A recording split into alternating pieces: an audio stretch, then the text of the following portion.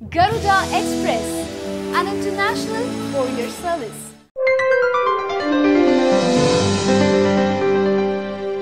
నమస్తే, welcome to yo-yo TV. ప్రపంచవ్యాప్తంగా ఉన్నటువంటి మన తెలంగాణ సోదరులందరి కోసం యోయో టీవీ ద్వారా ప్రత్యక్ష ప్రసారాలు మీరందరూ చూస్తున్నారు.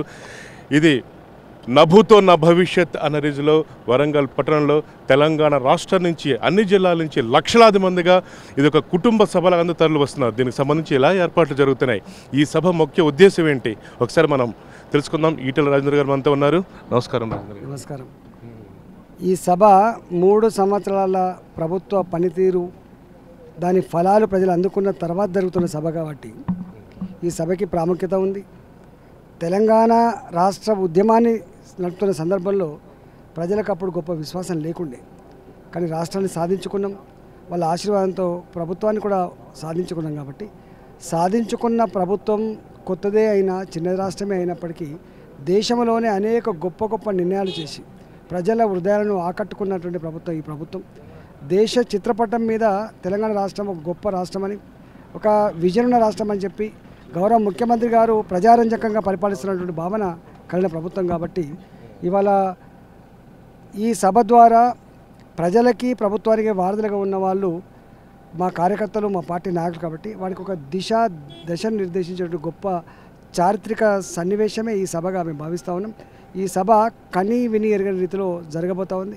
ఏ ఇంటికి ఆ ఇల్లు, ఏ కుటుంబానికి ఆ కుటుంబం, ఏ ఊరికి ఆ ఊరు సద్దులు కట్టుకొని నీళ్లు పట్టుకొని ఈ సభకు లక్షలాదిగా తరలివస్తూ ఉన్నారు. ఎంతోమంది ఎన్ఆర్ఐలు, మన తెలంగాణ సోదరులు ప్రపంచవ్యాప్తంగా ఉన్నారు. ఉద్యమాలు ఎంతో పార్టిసిపేట్ చేశారు. ఈ సభకు రాలేకపోతానని చెప్పేసి వాళ్ళు చాలా బాధపడుతూ మెసేజ్ పంపిస్తున్నారు. వాళ్ళకి ఒకసారి యోయో టీవీ ద్వారా ఒకసారి మీరు చెప్పండి.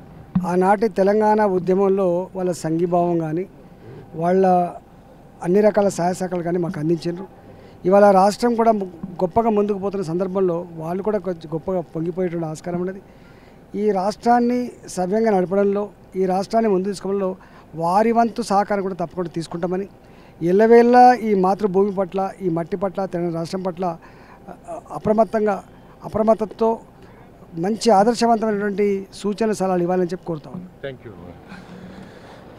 ఈటెల రాజేందర్ గారు, ఆయన రాబోయే రోజుల్లో కూడా ఎట్టి పరిస్థితుల్లో తెలంగాణ సంబంధించి ప్రపంచవ్యాప్తంగా ఉన్నటువంటి అందరి తెలంగాణ సోదరులందరికీ మేము పూర్తి సహకారాలు అందిస్తామని తెలియజేస్తున్నారు. సభా ప్రాంగణం నుంచి వారణాసి యశ్వనాథ్. నమస్తే.